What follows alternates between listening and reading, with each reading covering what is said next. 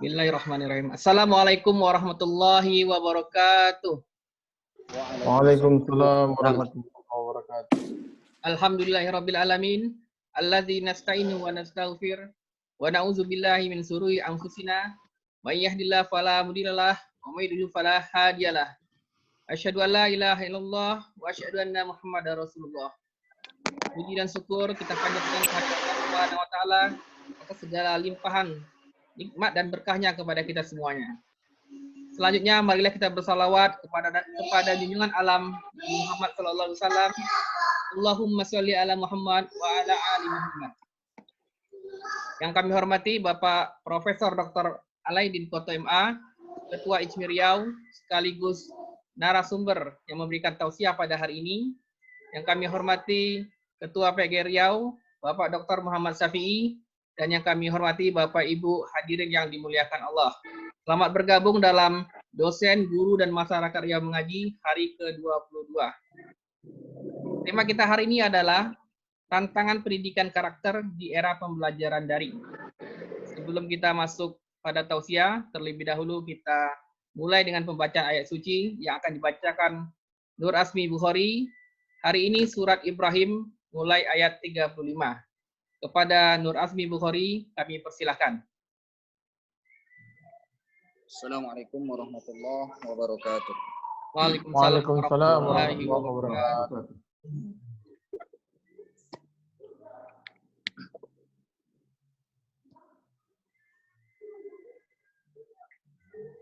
A'udzu billahi minasy syaithanir rajim.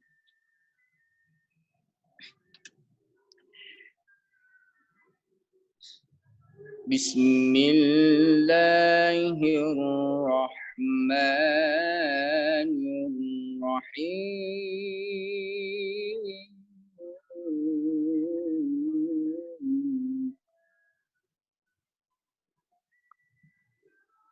وَإِذْ قَالَ إِبْرَاهِيمُ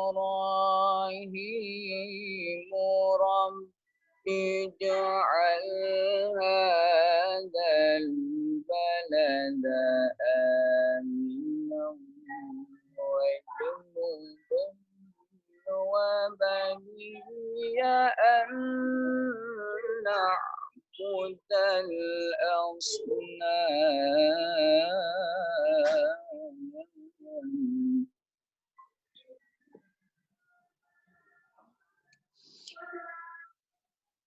رَبِّ إِنَّهُنَّ أَضْلَلْنَ كَثِيرًا مِنَ النَّاسِ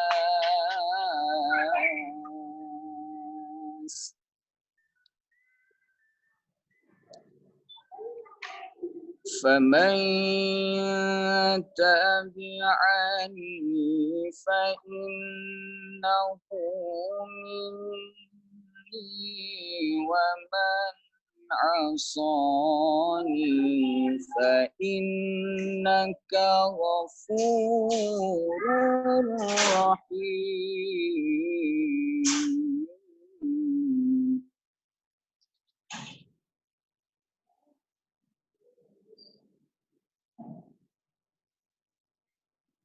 رَبَّنَا إِنِّي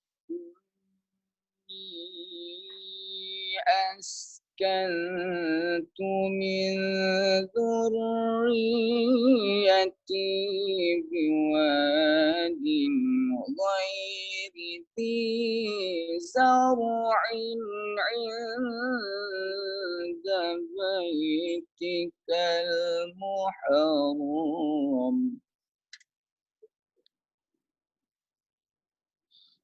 رَبَّنَا لِيُقِيمُوا الصَّلَاةَ فَاجْعَلْ أَفْئِدَةً مِّنَ النَّاسِ تَهْوِي إِلَيْهِمْ وَارْزُقْهُم مِّنَ الثَّمَرَاتِ لَعَلَّهُمْ يَشْكُرُونَ. تشكرون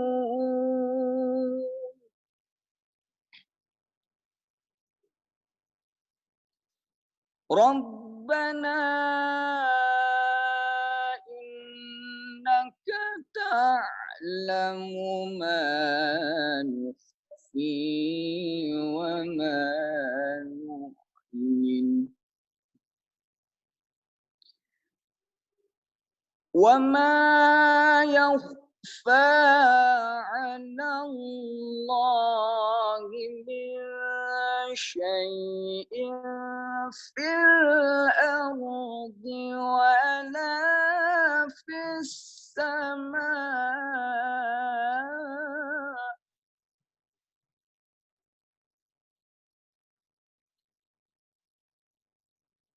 الحمد لله الذي وهب لي على الكبر إسماعيل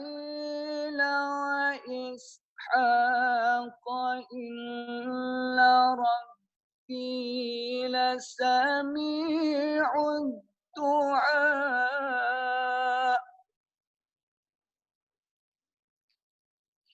رب اجعلني مقيم الصلاة ومن ذريتي ربنا وتقبل دعاء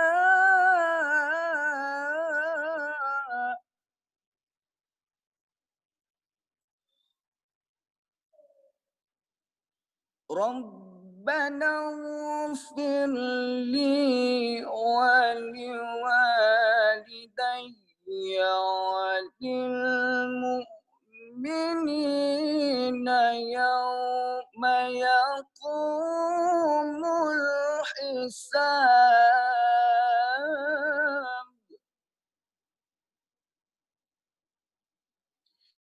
ربنا اغفر لي ولوالدي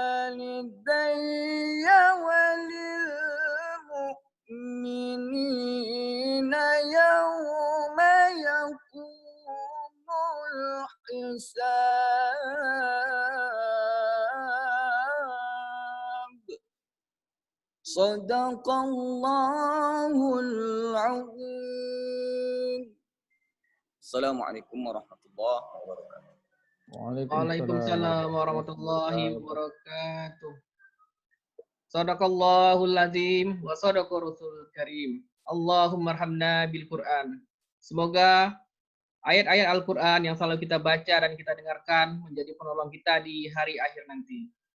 Baik Bapak Ibu hadirin yang dimuliakan Allah, kita masuk ke acara inti kita, Tausiah Ramadan yang akan disampaikan oleh Bapak Profesor Dr. Alaidin Koto MA. Beliau adalah Ketua ICMI Riau. Temanya adalah tantangan pendidikan karakter di era pembelajaran daring. Sekali lagi, tantangan pendidikan karakter di era pembelajaran daring. Waktu dan tempat kami persilakan dengan hormat. Terima kasih. Nah, Tengku. Assalamualaikum warahmatullahi wabarakatuh. Waalaikumsalam warahmatullahi wabarakatuh. Alhamdulillah rabbil alamin. Wassalatu wassalamu ala asyrafil anbiya'i wal mursalin Sayyidina Muhammadin wa ala alihi wa sahbihi ajma'in. Bapak-bapak dan saudara-saudara sekalian yang dirahmati Allah, senantiasa kita berdoa kepada Allah, semoga kita semua selalu dalam lindungan Allah, dijauhkan dari mara bahaya, beri kekuatan untuk menghadapi semua cobaan yang diberikan oleh Allah. Tidak ada satupun yang diciptakan oleh Allah secara sia-sia. Semua ada maksudnya, semua ada tujuannya. Tidak sehelai daun kering pun yang jatuh ke bumi kecuali atas izin dan sepengetahuan Allah Subhanahu wa taala. Wabah ini diizinkan oleh Allah atas sepengetahuan Allah melanda dunia tentu ada tujuannya. Antara lain Allah mengatakan dalam Al-Quran, linabluwakum ayyukum ahsanu amala. Menghadapi musibah wabah ini, Allah melihat siapa di antara kita yang terbaik amalnya, yang terbaik mencari solusi, mengambil sisi-sisi positif dan sisi-sisi produktif dari tantangan yang diberikan oleh Allah Subhanahu wa taala. Bapak dan saudara sekalian, kita bicara sekarang secara santai aja, tidak terlalu ilmiah banget. Karena kalau kondisi sekarang kita maknai sebagai sebuah ujian, itu adalah suatu hal yang mendatangkan positif. Tapi kalau kondisi sekarang ini kita maknai sebagai sebuah bahaya, penyakit,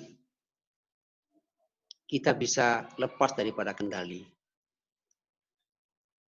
Kita lihat ini adalah ujian. Dan iman kita mengatakan juga seperti itu, ini ujian Allah.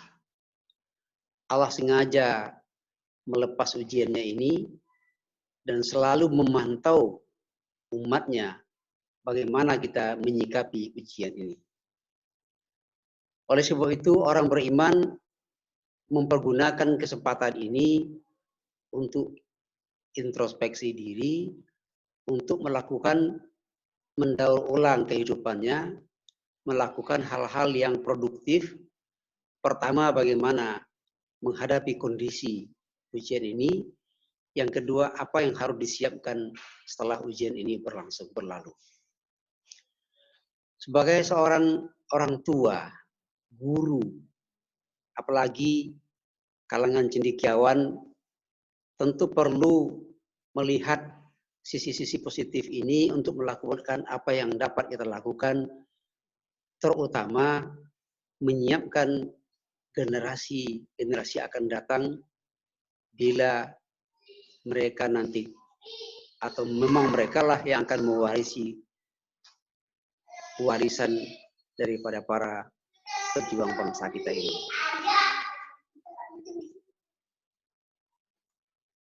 Bapak dan saudara sekalian, tantangan yang kita rasakan sekarang itu adalah isyarat peringatan daripada Allah. Wal yakhshal ladzina law taraku min khalfihim dzurriyyatan dhi'afa khafu 'alaihim. Allah sudah memberi wanti-wanti dalam Al-Quran.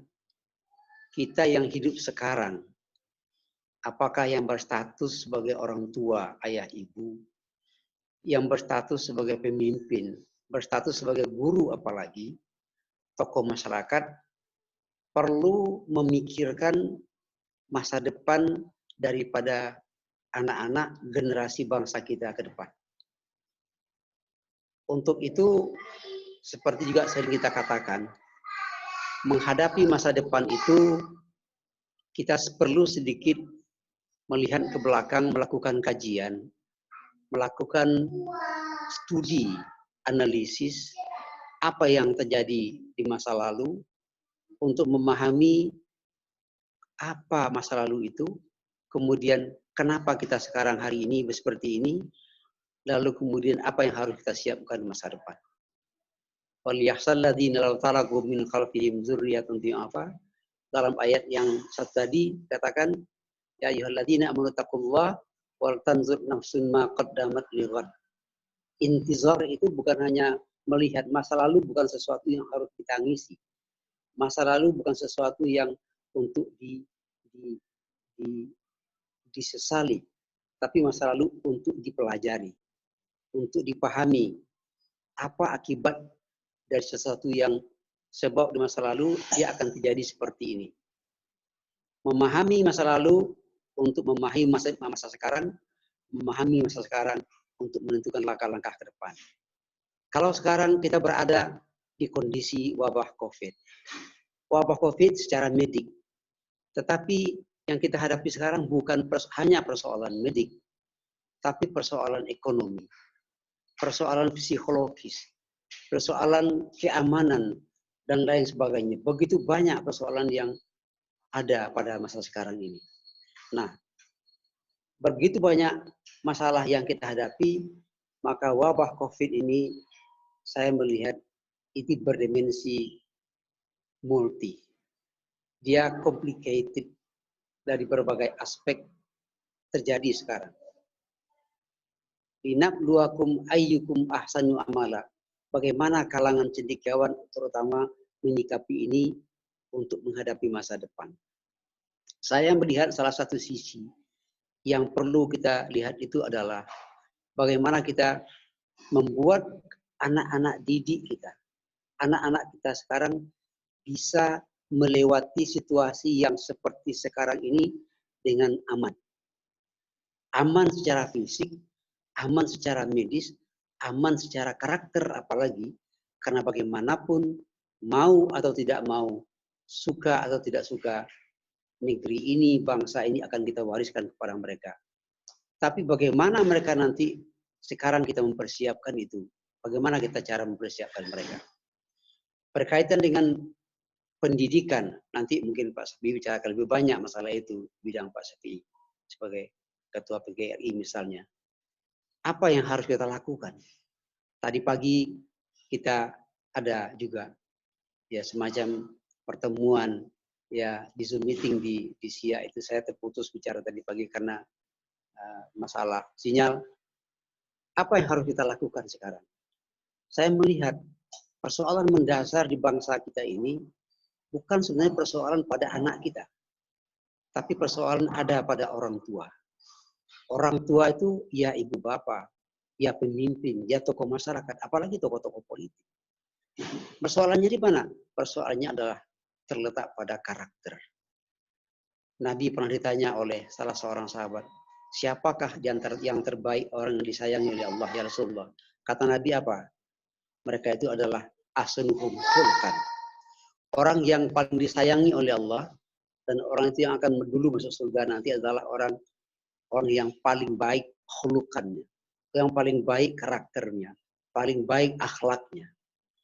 Pertanyaan kita sudah sering kita bahas, akhlak itu apa? Banyak definisi. Tapi pada prinsipnya, akhlak itu adalah keseluruhan tubuh kita ini. Terutama berkaitan dengan tubuh yang berdimensi psikologis itu. Itulah akhlak. Akhlak itu adalah sesuatu yang terbawa oleh tubuh kita. Begitu saja tanpa dibuat-buat, tanpa disengaja-sengaja dia sudah terbawa. Jadi akhlak itu ada yang madmumah, ada yang mahmudah. Yang madmumah adalah akhlak tercela. Akhlak tercela adalah akhlak yang mengedepankan hal-hal yang tercela didasarkan kepada hawa nafsu. Tapi akhlak yang mahmudah, akhlak-akhlak yang dicontohkan oleh Rasulullah Sallallahu Alaihi Wasallam.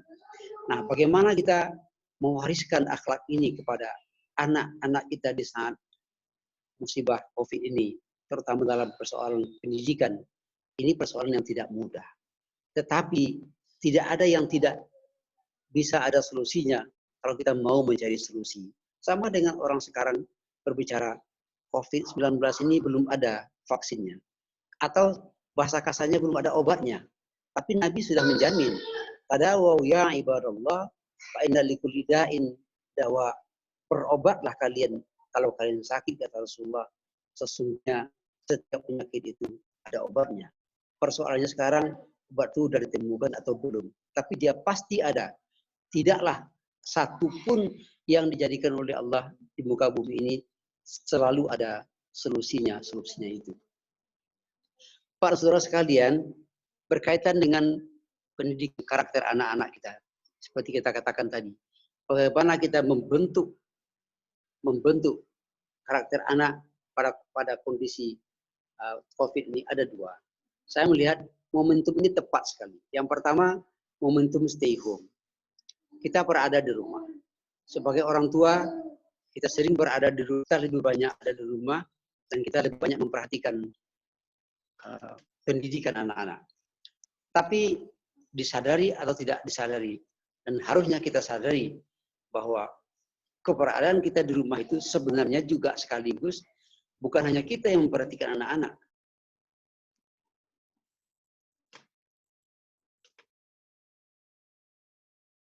Sekaligus keberadaan kita di rumah itu adalah sekaligus sebagai guru untuk mereka. Nah, sekarang tadi pagi kita sudah bicara dengan Pak Dekan Fakultas FK misalnya. Hasil penelitian sekarang mengatakan 95% anak-anak sekarang menginginkan belajar dalam tatap muka. Kenapa mereka seperti itu? Mungkin mereka nggak tahan di rumah. Macam-macam yang mereka hadapi. Nah, kondisi seperti sekarang ini memang membutuhkan keberadaan orang tua di rumah. Harusnya adalah orang tua memberikan contoh tentang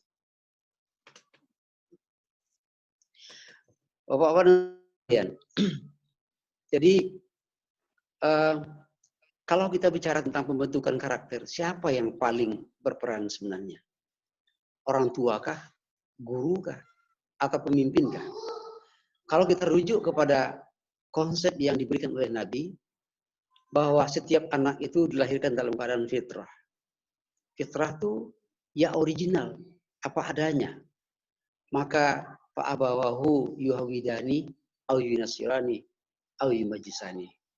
Kedua orang tuanya lah nanti yang membuat anak itu menjadi seorang Yahudi, menjadi orang yang berkarakter Yahudi, berkarakter Nasrani, atau berkarakter Majusi. Nabi sudah mengatakan karakter itu dibentuk oleh orang tua. Karakter itu adanya di rumah, bukan di sekolah. Kecerdasan emosional itu terbentuk di rumah oleh orang tuanya. Keberadaan kita banyak di rumah sekarang itu akan mempengaruhi secara langsung pembentukan karakter kepada anak-anak. Nah, kemudian kalau oleh sebab itu sekolah itu hanya pelengkap, tapi anak-anak sekarang dari SD sampai sekolah atas seperti hasil penelitian ternyata mereka sudah artinya kurang menerima orang tua mereka sendiri sebagai contoh teladan. Nah, ini masalah besar oleh kita sekarang. Bagaimana kita meramu, bagaimana sistem belajar itu, pembentukan karakter itu menjadi sesuatu yang efektif.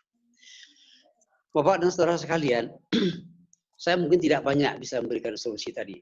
Tapi yang jelas adalah bahwa saya melemparkan masalah ini. Bagaimana kita menghadapi kondisi seperti ini. Anak-anak sekarang sudah mengatakan lebih baik kami berada di sekolah daripada di rumah. Ternyata orang tua tidak semuanya bisa menjadi pendidik itu. Kemudian yang kedua, persoalan karakter anak-anak ini bukan hanya boleh orang tua.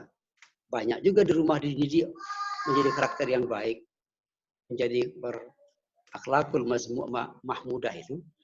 Tapi ketika mereka keluar ke masyarakat, di tengah masyarakat yang dilihatnya berbeda dari apa yang ada di rumah. Oleh sebab itu, abawahu, dua orang tua. Orang tua itu bisa diartikan ibu dan ayah, atau ayah dan ibu yang melahirkan mereka. Tetapi ketika mereka keluar ke tengah masyarakat, maka orang tuanya adalah pemimpin yang ada di masyarakat itu. Dan ini yang paling banyak mempengaruhi karakter anak-anak kita sekarang. Di rumah mereka menonton di TV, misalnya. Yang tengoknya adalah para pemimpin-pemimpin bangsa, tokoh-tokoh, pejabat-pejabat yang menampilkan akhlak yang bagi mereka kurang simpatik untuk mereka. Ini persoalan bersama. Anak-anak kecil sekarang sudah mengerti apa itu politik. Negeri kita sekarang sepertinya sudah menjadi politisi start, negara politik. Tidak lagi sebagai negara apa yang disebut dengan negara hukum. Pendidikan dengan politik itu berbeda pendekatannya. Pendekatan pendidikan itu adalah husnuzan, merangkul, mengajak, kasih sayang, perlindungan. Sementara pendidikan politik itu suuzan, curiga, kepentingan-kepentingan. Sekarang ini yang banyak mereka tonton di TV, ini yang mereka banyak baca di media-media online dan lain sebagainya, ini berpengaruh ke semuanya. Nah, bagaimanapun kita menggunakan manfaat momentum stay home dan Ramadan ini, kita berada di rumah, kita berpuasa, mendidik anak sekaligus, tentu juga nanti saya berharap ada pertemuan khusus kita di sini merancang bagaimana harusnya menyiapkan kader-kader bangsa yang berkarakter mulia itu melalui pikiran-pikiran cerdas dari cendekiawan-cendekiawan yang ada ini. Pada saat sekarang ini saatnya kita menyiapkan itu. Mereka membaca. Anak-anak sekarang sudah melek politik. Mereka baca di WA anak-anak. Saya tengok anak-anak SD pun sudah membaca itu. Rancangan undang-undang mereka sudah mengerti, macam-macam omnibus law mereka sudah mengerti banyak. Lalu mereka muncul kekhawatiran-kekhawatiran di diri mereka sendiri yang belum pada saatnya. Bagaimana kita menyiapkan itu, anak-anak jangan terlalu terbawa kepada emosi-emosi politis yang seperti itu. Bapak dan saudara sekalian, saya melihat ketika anak-anak belajar di rumah dengan gurunya, PR-PR yang diberikan oleh gurunya, kalau menurut saya, kita tidak bisa melepaskan begitu saja. Kita harus bimbing juga mereka, ganti tatap muka dengan gurunya. Kita jangan biarkan mereka belajar di kamarnya sendiri, tapi sesekali kita tengok apa yang mereka pelajari. Kita beri pengarahan-pengarahan kepada mereka, bagaimana harusnya mereka memahami pelajaran daring yang dilakukan di sekolah itu, tapi khusus kepada pembinaan karakter, itu adalah di rumah tangga dan dipemimpin di masyarakat. Bapak dan saudara sekalian, nah momen inilah Ramadan ini kita berdiskusi bersama kembali bagaimana merancang ini ke depan. Mudah-mudahan kita di IKMI Riau bisa membuat sebuah formulasi nanti, ya, beserta ketua PGRI, beserta di lembaga-lembaga pendidikan, fakultas pendidikan dan lain sebagainya, apalagi IKMI, kita siapkan itu. Sementara orang sekarang juga menyiapkan yang lain-lainnya, tapi kita memikirkan tadi wanti-wanti dari Allah, hendaklah kalian khawatir nanti meninggalkan generasi yang lemah-lemah. Saya melihat sekarang bukan hanya generasi yang lemah yang kita tinggalkan, kita yang akan menyiapkan generasi yang lemah itu nanti. Sekarang sudah banyak yang lemah-lemah pula saya lihat, ya, lemah segala-galanya, termasuk lemah ideologi, lemah semangat. Bagaimana kita orang yang lemah bisa menyiapkan generasi yang kuat? Itu agak sulit kita pahami. Saya kira sekedar untuk membuka diskusi cukup demikian. Assalamualaikum warahmatullahi wabarakatuh. Waalaikumsalam warahmatullahi wabarakatuh. Terima kasih Bapak Profesor Dr. Alaidin Koto MA atas tausiah yang disampaikan. Sebelum masuk sesi tanya jawab, kami sedikit memberikan kesimpulan.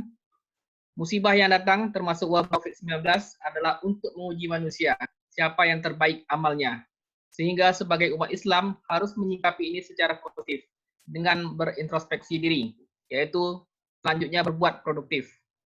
Kaum cendekiawan, tokoh masyarakat, dan para guru bertanggung jawab untuk mempersiapkan generasi masa datang. Pada momen stay home, saat ini adalah momen yang tepat untuk mendidik anak-anak, karena penanggung jawab utama pendidikan karakter anak adalah para orang tua. Namun di sisi lain, pada kondisi saat ini, anak-anak mengalami krisis keteladanan dari para orang tuanya. Baik, Bapak Ibu, kita bisa berdiskusi sekarang. Silakan jika ada hal yang perlu ditanyakan atau didiskusikan.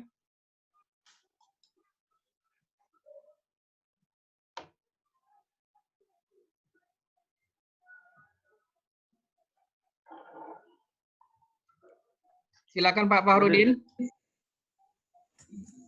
Baik, Assalamualaikum warahmatullahi wabarakatuh. Waalaikumsalam warahmatullahi wabarakatuh. Terima kasih atas waktu yang diberikan. Prof, kata stay home untuk sekarang ini memang sudah booming ya, Prof. Jadi memang sulit mendidik anak kalau seandainya kita mempunyai aktivitas juga kalau musim sekarang ini. Misalkan seorang dosen misalnya tenaga pengajar yang punya aktivitas yang tinggi juga. Sementara anak-anak mempunyai waktu yang luas juga di rumah.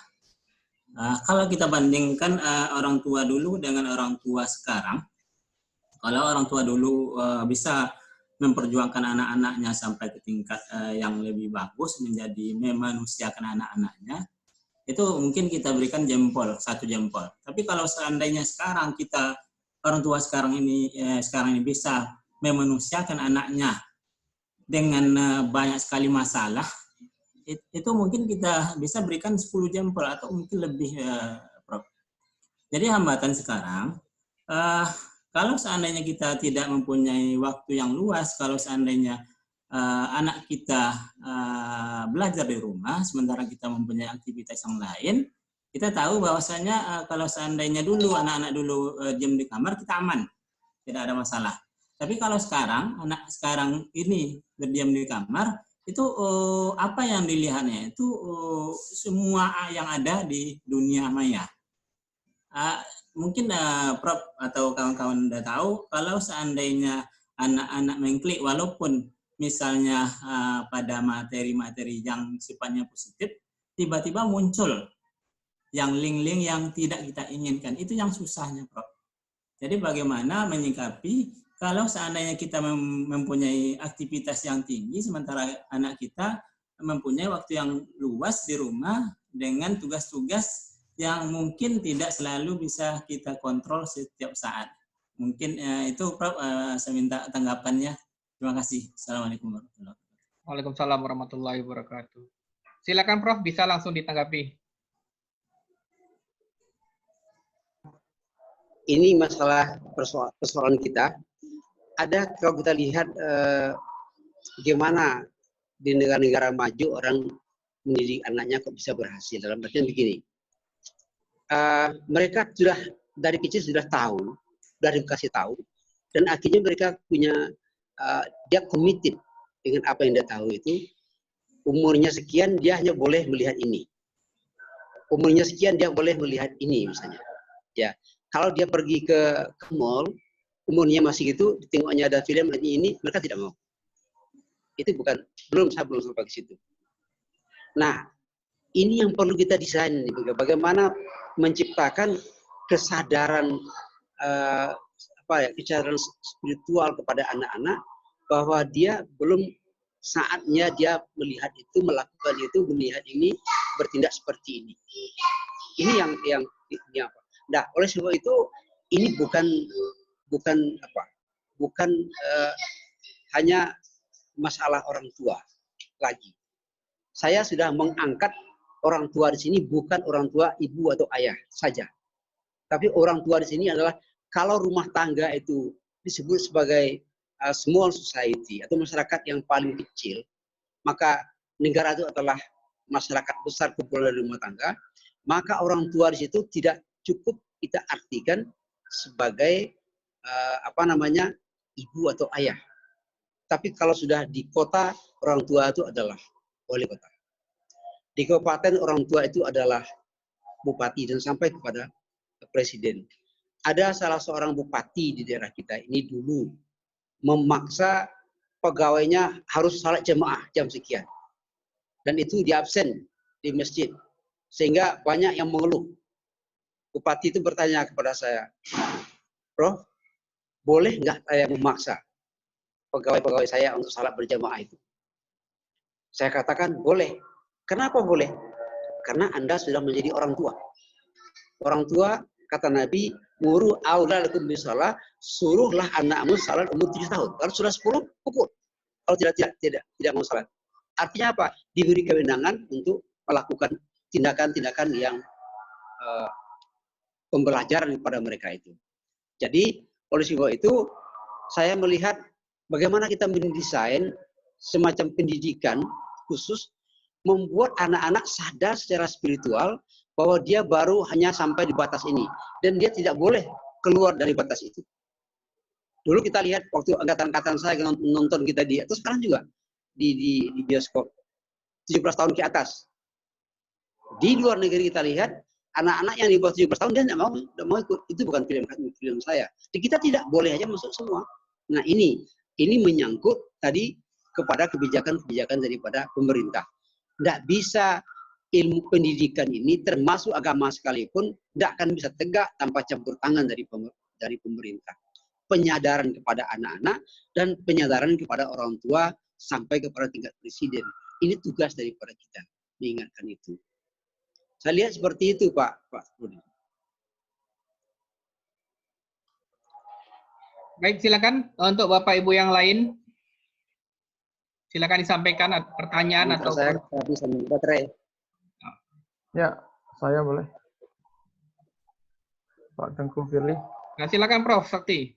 Assalamualaikum warahmatullahi wabarakatuh. Waalaikumsalam warahmatullahi Assalamualaikum warahmatullahi wabarakatuh. Bapak-bapak, ibu-ibu yang kami muliakan, ya suatu tantangan yang luar biasa setelah kita melewati lebih 2 bulan berada di rumah. Dan mungkin sebagian dari orang tua kelihatan biasa-biasa saja melihat kondisi keluarga bersama anak-anaknya. Tapi ketika kita melihat sebenarnya kondisi seperti ini adalah perlu menjadi perhatian yang cukup besar tentang bagaimana masa depan sekarang dan masa depan yang akan datang. Masa sekarang dan masa yang akan datang terhadap persoalan yang ditimbulkan dari kondisi COVID ini terhadap anak-anak khususnya. Nah, mungkin ada beberapa usulan dari saya. Pertama terkait dengan memang benar titik simpulnya itu untuk generasi ini dengan akhlaknya diri kita bersama anak-anak itu adalah pada orang tua.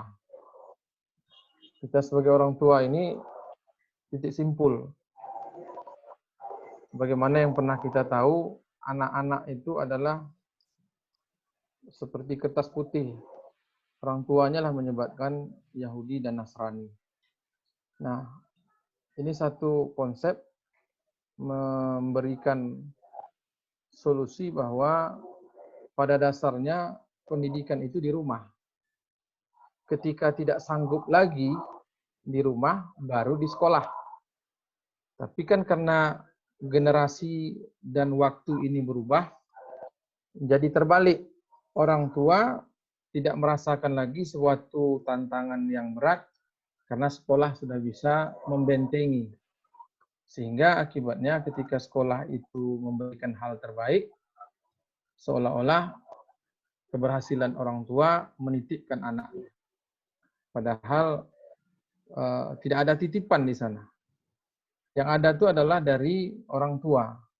Tapi ketika sudah perjalanan waktu itulah terkesan apabila tidak ada sekolah, maka anak-anak akan gagal dalam meniti kehidupan akhlak dan masa depannya. Jadi apa yang saya maksudkan yang ini adalah jadi mindset bagi kita sebagai orang tua untuk mengembalikan lagi fitrahnya bahwa pendidikan itu berada di orang tua sebagai simpul. Sedangkan sekolah itu adalah sebagai fasilitasi untuk menambah akhlak. Kalau dilihat di dalam Al-Quran itu, surat Luqman itu bukan institusi fasilitas yang menjadi ketentuan, tapi bagaimana nasihat di dalam keluarga. Tapi sayangnya ketika sudah masuk dalam tatanan komunitas sampai bernegara, orang tua tentu akan mengambil langkah berbeda. Karena dia merasakan adanya asasi, hak, di mana tanggung jawab anak itu adalah pada pemerintah melalui sekolah. Sehingga terjadi benturan antara umaroh dan ulama. Jadi artinya harus dikembalikan lagi prinsip akhlak tadi itu adalah menjadi tanggung jawab orang tua. Sampai hari ini masih ada juga beberapa orang tua yang memiliki keyakinan yang kuat anaknya tidak disekolahkannya. Tapi orang tuanya menyekolahkannya sendiri yang disebut dengan homeschooling. Atau dengan memberikan ilmu-ilmu akidah, syariat, akhlak, dan sejenisnya itu pada konsep Islam, sehingga dia lebih yakin dibandingkan di sekolah. Ternyata berhasil. Nah, kita tidak mengatakan itu adalah 100%, paling tidak ada juga ilmu kauniyah yang dipelajari, yang didapatkan di sekolah. Nah, ini settingnya. Nah, yang berikutnya kita sudah lihat bagaimana orang tua tadi sebagai titik simpul. Yang kedua, mindsetnya tadi terkait dengan bagaimana hubungan umaroh dengan ulama. Dan yang ketiga adalah identitas anak tentang akhlak tadi. Anak-anak yang ada di negara berkembang, khususnya di Indonesia. saya melihat mereka belum mengenal dirinya. Sehingga ketika kita tanya apa minatnya, apa keinginannya, itu selalu dititipkan sepenuhnya kepada orang tua. Jadi bakat si anak atau mengetahui tentang lingkungan itu untuk bisa memiliki kemandirian, termasuk tadi seperti Pak Prof. Alidin Koto sampaikan, ini untuk usia 13 tahun ke atas, ini untuk usia 17 tahun ke atas. Mereka tidak bisa taat untuk orang-orang atau anak-anak yang berada di Indonesia. Kalau di negara maju, mereka sangat patuh sekali. Jadi mereka sudah diberikan aturan-aturan bagaimana bisa tertib, memberikan reward kepada yang baik, memberikan punishment kepada yang salah. Nah, kalau kita tidak berada di dalam ruang itu, sehingga orang tua selalu berada di posisi yang benar. Nah, ini juga perlu menjadi ikatan antara hubungan anak dengan orang tua. Tak semudah seperti kita menyampaikan sekarang. Karena variatif ya, semua orang tua punya pemikiran yang dan keinginan yang berbeda. Nah, apa solusinya? Pertama saya berpikir harus ada paradigma baru. Atau paradigma yang sudah pernah terjadi selama ini, tapi belum pernah kita terapkan. Pemberdayaan orang tua, ini yang harus diciptakan lagi.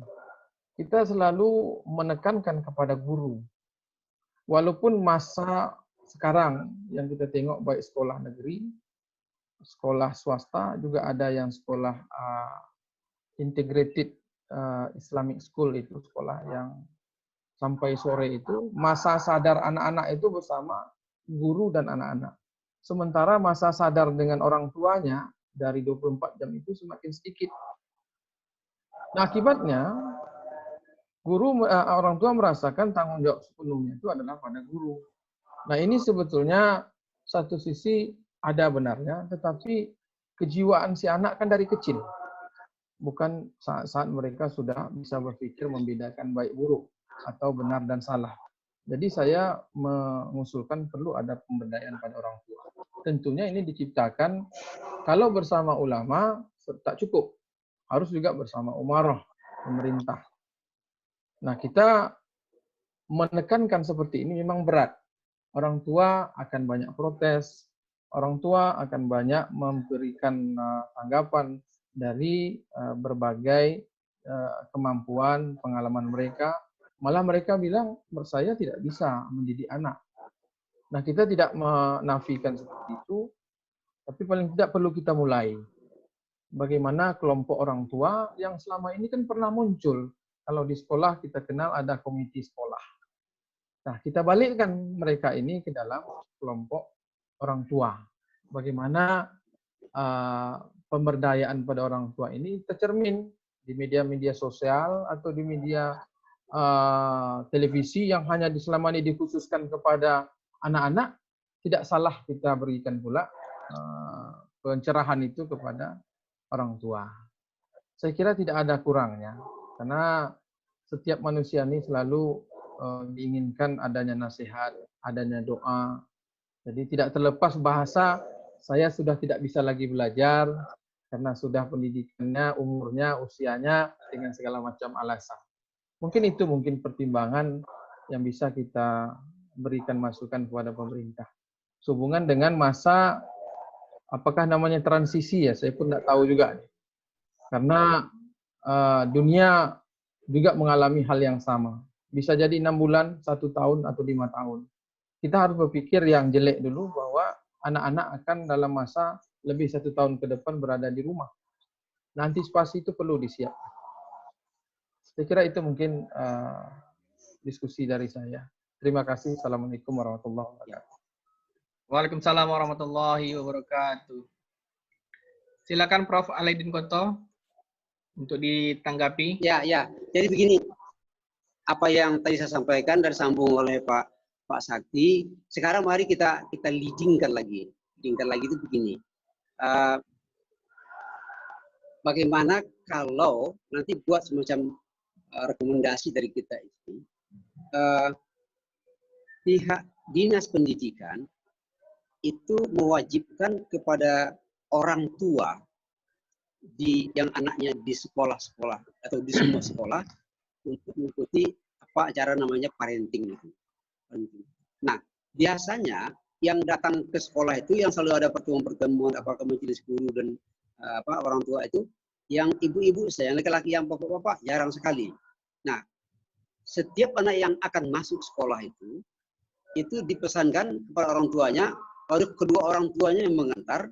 Setelah itu tuh ada komunikasi dua arah antara guru pihak sekolah dengan orang tua yang terus-menerus, minimal 1 kali dalam 1 semester kedua-dua orang tua itu harus hadir. Jadi tadi seperti kita katakan, menghadirkan sekolah di rumah, menghadirkan rumah juga ada di sekolah. Akhirnya bertemu antara guru dengan orang tua itu. Kita harus kembali. Jadi mungkin tidak persis seperti homeschooling betul ya.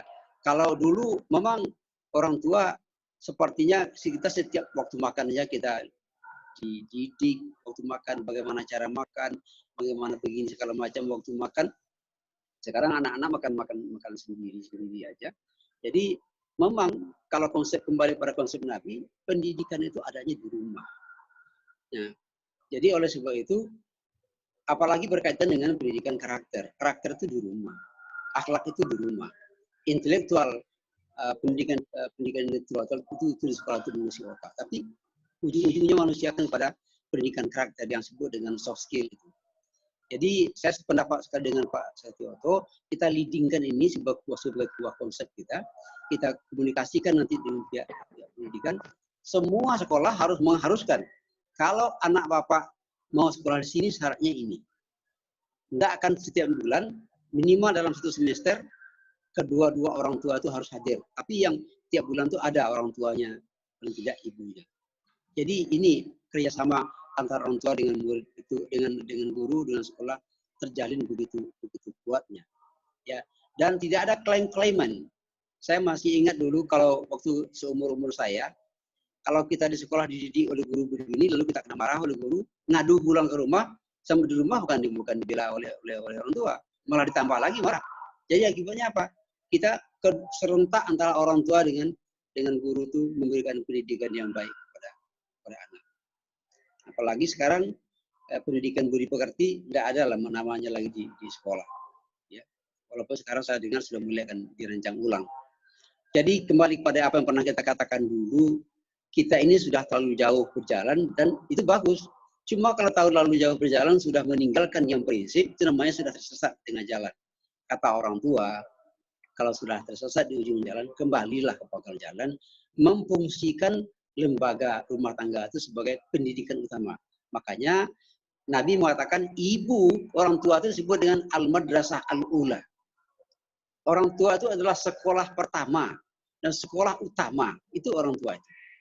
Ini kalau orang tua sudah melepaskan, ya seperti itu generasi sekarang. Apalagi kesadaran ini nampaknya masih belum tercipta begitu intens di kalangan pengambil kebijakan di bidang pendidikan di negara kita ini. Ini masalah yang agak mengkhawatirkan kita tadi. Jadi kita sangat wajar kalau kita khawatir masa depan anak-anak kita akan berkarakter yang tidak baik ketika kondisi negara ini diatur dengan cara, ya mohon maaf mungkin sepertinya agak salah urus. Terima kasih. Baik, masih ada cukup waktu. Ya. Bapak Ibu. Saya tambahkan sedikit Pak Tengku. Silakan Prof. Ya cukup menarik nih Pak Profesor Adilin Puto. Kita semakin mengerucut saya kira. Kalau perlu setelah ini mungkin bisa di-sharing atau dilontarkan ke WA group ICMI kita. Apa langkah-langkah dan ide dengan poin-poin untuk setiap pemikir-pemikir ini untuk dikelompokkan menjadi satu konsep upaya untuk membantu kalangan pendidikan ya khususnya kepada anak-anak yang sedang mengikuti pelajaran via online ini dan kondisi yang mereka hadapi selama berada di rumah. Jadi masukan itu nanti bisa dijadikan suatu muatan yang akan kita berikan kepada kewenangan lah, apakah di dinas pendidikan atau di mana atas nama ICMI. Mudah-mudahan akan menjadi membantu ide moral dari kita. Saya kira demikian. Baik. Ya, saya lanjutkan lagi apa yang Pak Sakti. Kita berharap kepada ini ketuanya Pak Dr. Zul Irfan ini di bidang pendidikan dasar dan menengah ini, dan tadi pagi juga sudah ikut di SIA itu. Ya, kita berharap tolong rumuskan ini, dan seperti kata Pak Satyoto tadi, kita lempar di grup, kita diskusikan sebagai sebuah konsep dari kita untuk kita sampaikan kepada Dinas Pendidikan atau Pak Gubernur nanti di pendidikan itu. Dan ini memang kita sudah harus mulai. Kalau tidak akan semakin lama kita hanyut. Iya betul Pak. Satu lagi mungkin disinkronkan juga dengan divisi bidang keagamaan dari ISMI kan ada ya, supaya bisa menambah khasanah bahasa yang bisa kita muatkan. Iya. Ya cukup bagus Pak Profesor. Baik. Baik, silakan Bapak Ibu masih bisa untuk diskusi, masih ada kesempatan untuk kita. Saya boleh Pak Berli? Oh, silakan. Pak Sudarmono, silakan Pak. Makasih Pak Firly. Assalamualaikum warahmatullahi wabarakatuh. Waalaikumsalam warahmatullahi wabarakatuh. Terima kasih atas waktunya Pak. Kami Sudarmono dari PGRI Kabupaten Indragiri Hulu, jabatan sekretaris. Menarik diskusi kita pada sore ini.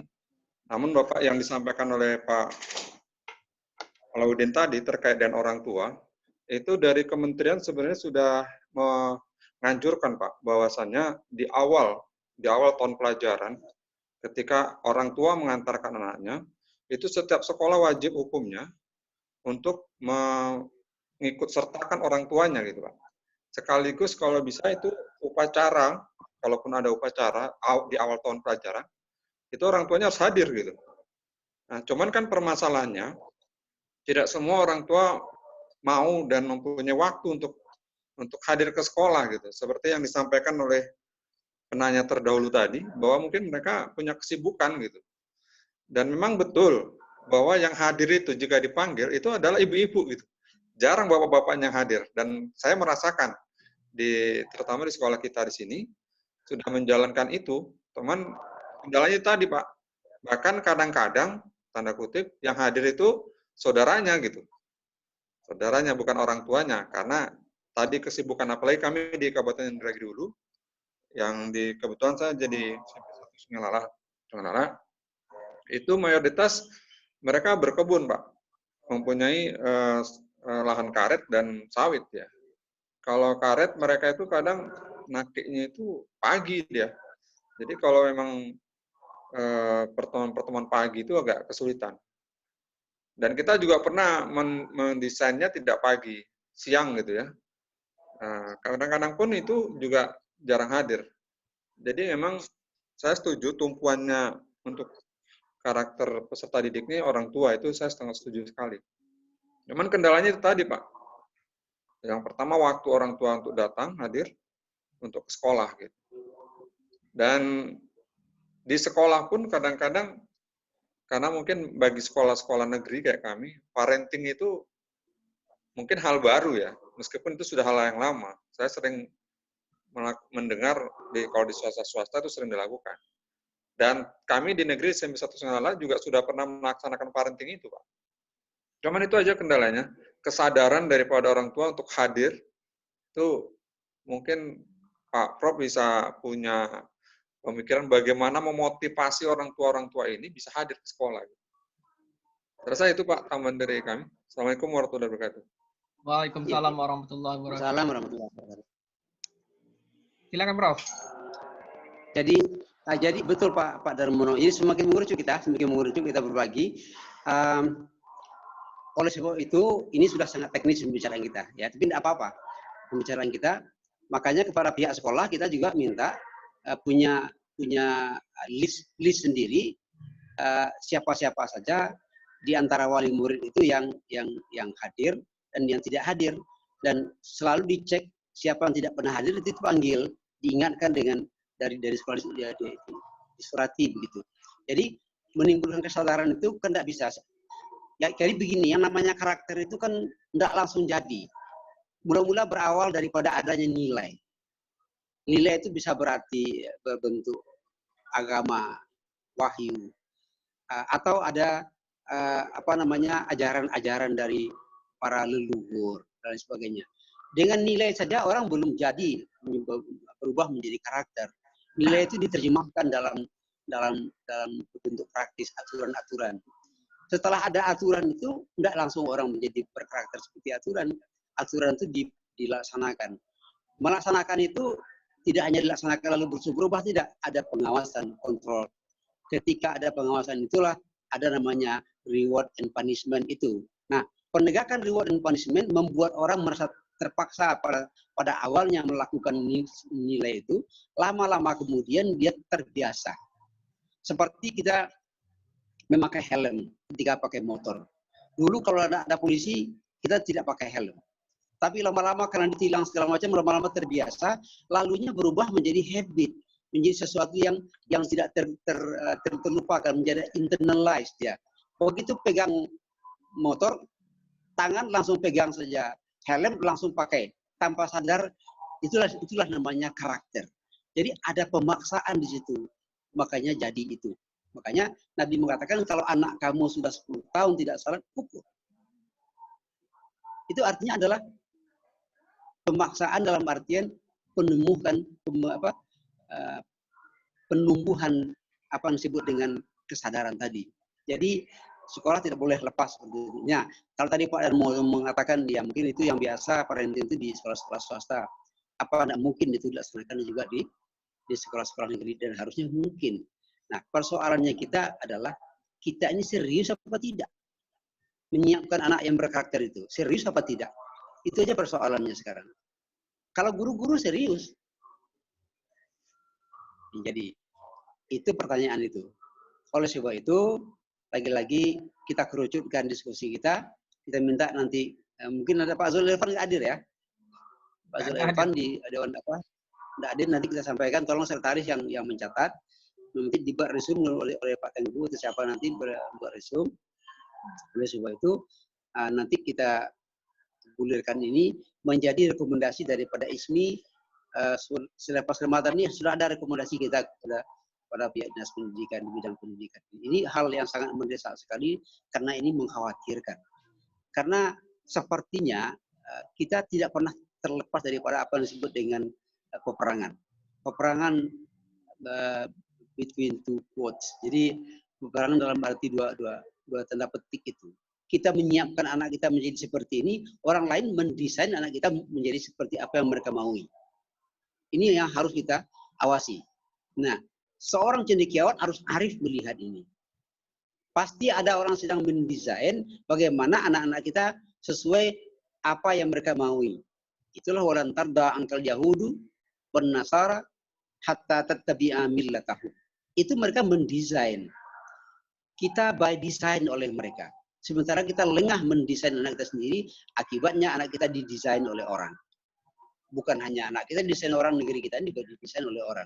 Oleh sebab itu, kita desain dari sekarang, committed. Nah, kita kerjasama dengan Pak Gub harus tegas masalah ini. Minimal kita kawal negeri kita di bumi Melayu ini terlebih dulu. Ini mudah diucapkan. Tetapi melaksanakannya butuh komitmen dan butuh keseriusan dan butuh pengorbanan. Ini. Saya gitu Pak Tengku Turli. Makasih Pak Darmono masukannya tadi, dan nanti disesuaikan di kebun orang.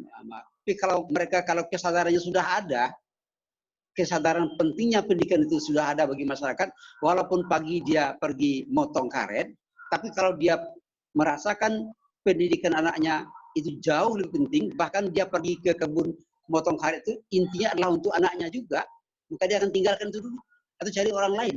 Dia akan putus orang lain untuk menggantikan dia menyadap karet, dan dia pergi mandiri parenting itu. Yang tadi kata kuncinya adalah penyadaran itulah. Nah, penyadaran tidak bisa sadar sendiri, tetapi selalu melalui ada tindakan-tindakan yang berangsur-angsur lalu menjadi sadar setelah itu. Saya kira demikian. Izin Pak Pak Tengku. Silakan. Boleh Pak Tengku? Silakan. Ya. Terima kasih Pak sarannya. Terima kasih sarannya Pak. Ini akan coba kita usahakan. Saya ada tertarik juga tadi Pak yang Bapak sampaikan bahwa kebetulan Pak saya kepala sekolah Pak, kebetulan. Jadi disampaikan oleh Bapak tadi bahwa kepala sekolah sebagai orang tua di sini yang boleh memaksa katakanlah anak-anaknya untuk sholat gitu ya. Nah, kami di sini juga melaksanakan itu. Cuman dalam tanda kutip agak sedikit sungkan saya untuk menyuruh katakanlah guru-guru kita gitu ya. Karena salah satunya kebebasan beragama itu jadi ada agak dalam tanda kutip maksud saya. Ya, ada beberapa yang ya kita membuat aturan bahwa kalau sholat berjamaah anak-anak kita juga turut ya. Cuman tidak bisa kita memaksanya Pak. Itu mohon sarannya itu satu Pak untuk kembali mungkin ke kesadaran kepada guru-guru juga ya itu satu. Kemudian yang kedua, ketika kita anak kita di rumah kita desain seperti yang Bapak sampaikan tadi. Kemudian anak kita ini kan berinteraksi dengan anak tetangga, dengan masyarakat sebelah. Nah ini agak kesulitan juga kita untuk ketika tahu-tahu anak kita pulang, dia mengatakan sebuah kata, sebuah kalimat yang kita kaget mendengarnya. Terus tanya, ini dari mana? Dari tetangga sebelah, Pak, gitu kan. Pak, gitu kan. Jadi kita juga mendidik anak, kebetulan saya punya anak kecil, Pak, umur 3 tahun. Itu kadang-kadang kata-katanya itu kaget juga kita mendengarnya, gitu. Karena mungkin ketika dia berinteraksi dengan teman-temannya di sebelah, itu bahasa-bahasa yang tidak nyaman itu dia dengar. Nah, ini kesulitan juga bagi kita. Mohon sarannya, Pak, bagaimana mendesain anak kita ini. Terima kasih, Pak. Prof. Ya, sama-sama Pak Darmono. Jadi begini, saya ini hasilnya nantilah kita lihat ya. Tapi sudah kita lakukan. Saya selalu menghimbau di tetangga sih, di RT, di masjid. Saya himbau, bapak-bapak, ibu sekalian, kita dalam satu RT ini jangan dianggap masing-masing keluarga. Ya. Satu RT ini adalah satu keluarga. Oleh sebab itu, anak bapak, anak saya juga. Cucu ibu, cucu saya juga.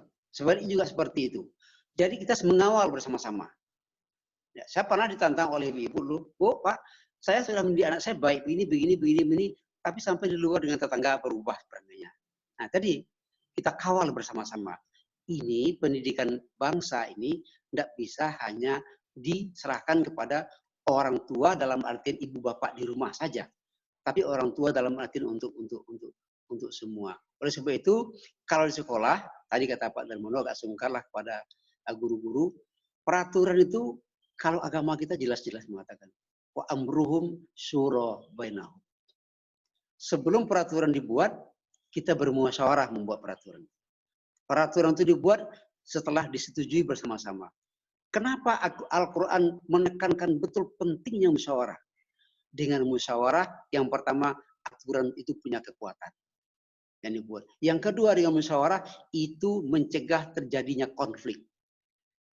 Peraturan dibuat dengan musyawarah itu, misalnya Pak Darmono lebih muda daripada guru yang lebih senior. Tapi Pak Darmono mengatakan bahwa sekarang bukan lagi kemudaannya sebagai orang-orang muda, tapi Pak Darmono di sekolah itu adalah orang yang dituakan. Ya. Tugasnya melaksanakan putusan bersama. Jadi dikatakan, saya tidak perintah saya, ini perintah kita semua.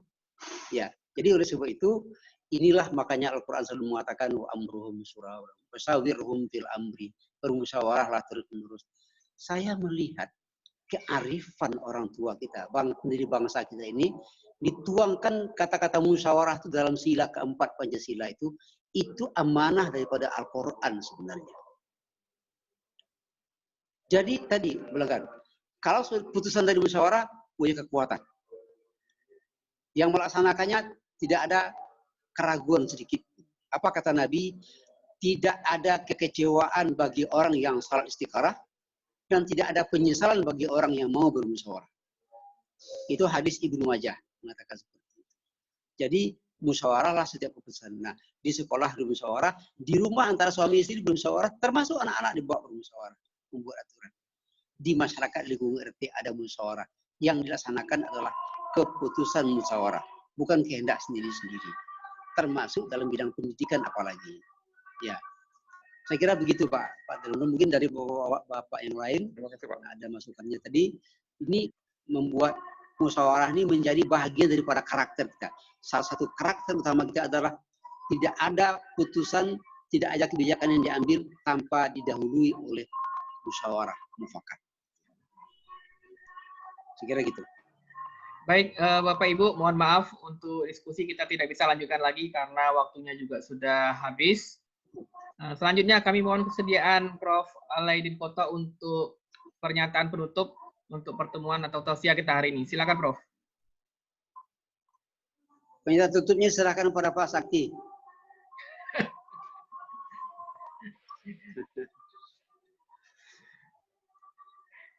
Oke, jika ada closing statement Closingnya Pak Tengku aja lah. yang mantap. Boleh nggak kasih satu tanggapan lagi, Prof? Nah, ya berarti penutup dari Boleh, Pak Tepi. Ya.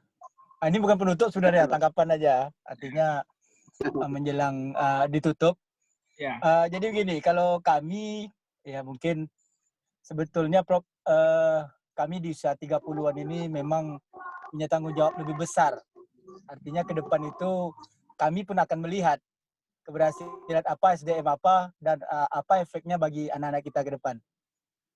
Jadi ada satu sudut pandang yang mungkin sedikit berbeda, mungkin mau kami sampaikan, bahwa sebuah peradaban, pola peradaban ini memang sudah sangat bergeser sekali. Artinya kalau dulu itu buku itu dengan guru, Prof. Jadi kalau A kata guru, ya A kata siswanya. Kalau B kata guru, B kata siswanya. Sedangkan dengan kecanggihan teknologi, sesuai dengan tema kita hari ini, itu bukunya berada di tangan siswa. Juga berada di tangan siswa. Artinya hari ini dia akan memahami sebuah materi, hari ini juga dia akan bisa dapat buku tersebut. Lalu apa yang terjadi? Sebenarnya ada sosial media efek sebetulnya. Ada sosial media efek dengan kecanggihan teknologi. Sosial media efek ini terdiri atas dua. Ada negatif konten dan ada positif konten. Ya. Artinya kalau kita lihat sekarang ini, ya termasuk juga kemarin kita diminta diskusi juga terhadap ada permasalahan kelulusan yang di roll itu. Kita menganggap itu memang ada terjadi negatif konten dan kita langsung coba cari Instagram siswi tersebut. Memang ada historical Instagram yang mengarah ke sana. Kalau seandainya postur dari orang tua atau guru sendiri itu dengan skala pembatasan, ya pembatasan dari negatif konten ini ada dua perlakuan sebetulnya. Yang pertama memang harus diperlihatkan apa yang menjadi contoh objeknya. Contoh misalnya, kalau misalnya diberikan program maghrib mengaji, ya bukan siswanya aja, bukan anaknya yang mengaji, tetapi orang tua juga, guru juga ikut. Jangan sampai maghrib itu bapaknya kedai kopi, emaknya nonton sinetron. Jadi memang ada sesuatu yang luar biasa di situ. Sedangkan yang kedua, kalau dahulu itu memang ada perilaku sedikit ketegasan, tetapi tadi sudah sampaikan juga sama Pak Sudarmono, kebetulan sekretaris PGRI Inhu, kita hampir selalu diperdebatkan dengan hak azazi sebetulnya. Jadi sekarang guru kita juga ada yang dilaporkan oleh orang tua bahwa melakukan inilah ya, artinya pelanggaran ya sifatnya. Jadi berhadapan kita dengan pihak polisian jadinya. Untuk proses dari negatif konten ini sebetulnya kami melihat mungkin nanti kita sama-sama bersinergi kan, baik itu pendidik maupun cendekiawan, bahwa yang punya kewenangan ini dengan negatif konten ini pemerintah, Prof. Artinya negara. Negara. Ya, kalau pembatasan negatif konten ini sukses kita lakukan, maka arah pendidikan saya rasa akan pergi kepada positif konten. Tetapi kalau terus berlanjut negatif konten ini akan ada, ya kita juga akan sedikit pesimis sebetulnya karena seluruh orang sudah bisa update sesuatu baik itu positif dan negatif konten. Jadi memang sosial media efek ini memang sangat luar biasa ya. Artinya kalau sekarang kita hanya berpacu. Kalau negatif konten itu maju ya kita positifnya akan majukan terus. Tapi seberapa lama gitu, seberapa bertahan. Tapi kalau negara punya kewenangan di situ, ya oke, negatif konten kita batasi. Atau memang kita habiskan negatif konten. Ini memang sebetulnya ada upaya-upaya di situ. Dan kita juga lihat ada beberapa negara kayak Jepang, Kita juga sudah pergi ke Jerman, juga pergi apalagi di negara Arab ya. Negatif konten ini memang sedikit dibatasi. Apalagi posisi-posisi seperti Mesir memang dibatasi sekali, tapi tidak tahu ya posisi sekarang. Tapi yang punya kewenangan ini memang negara. Dan maka itu sinergitas keseluruhan, ini kalaupun memang jadi rekomendasi kita bersama, kami akan lebih tertarik untuk membatasi negatif konten. Ya, mungkin itu saja Prof. Terima kasih. Assalamualaikum warahmatullahi wabarakatuh. Waalaikumsalam warahmatullahi wabarakatuh. Terima kasih Pak Muhammad Syafi'i. Tanggapan yang mengakhiri pertemuan kita. Nampaknya Pak Syafi'i di tengah kemacetan lalu lintas. Sedikit aja. Oh, oke, boleh Prof. Sekaligus menutup. Kunci akhirnya adalah penyadaran. Penyadaran kepada orang tua, penyadaran kepada anak-anak bahwa ini bukan dunia dia, orang tua, dan penyadaran kepada pemerintah sendiri. Jadi 3 multi dimensi penyadaran itu. Nah, kalau penyadaran sama-sama sadar, maka negeri ini akan baik. Saya kira itu yang kita kunci. Terima kasih. Terima kasih Prof. Alin Koto dan terima kasih Bapak Ibu atas tanggapannya. Semoga apa yang kita dapatkan hari ini menambah keilmuan kita dan juga meningkatkan kesadaran kita, akhirnya juga pada peningkatan keimanan kita semua. Sebagai pembawa acara, kami mohon maaf atas kesalahan dalam pembawaan acara ini. Kita tutup pertemuan ini dengan doa kafaratul majelis. Subhanaka Allahumma wa bihamdika asyhadu an la ilaha anta astaghfiruka wa atubu ilaik. Billahi taufik wal hidayah. Assalamualaikum warahmatullahi wabarakatuh. Waalaikumsalam warahmatullahi wabarakatuh. Terima kasih Prof. Terima kasih Prof. Prof. Subyoto, terima kasih. Terima kasih. Terima kasih Prof. Pak Sudarmono, terima kasih. PGRI Indo. Pak Farudin. Salam buat warga teman-teman Indo. Allah. Siap. Nanti ajak Rohil, terima kawan-kawan kasih. Bapak Ibu dari banyak Rohil. ikut. Ya, anak-anak di NU, kawan-kawan di NU banyak ikut lagi. Siap, siap, Pak. Siap. Ya. Baik Bapak Ibu, saya izin tutup pertemuan. Ya. Ya, Terima kasih banyak.